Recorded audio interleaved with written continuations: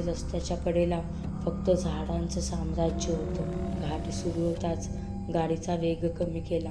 रस्ता रुंद आणि वळणावळणाचा होता. पावसामुळे रस्त्यावर चिखल साचला होता.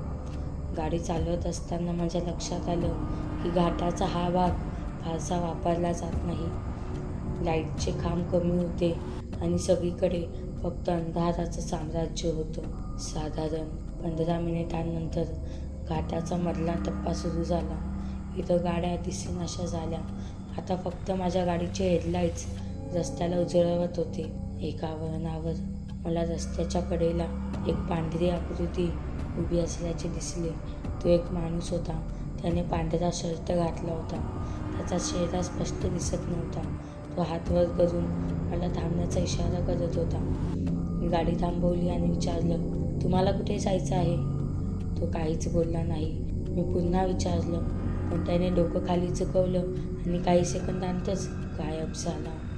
माझं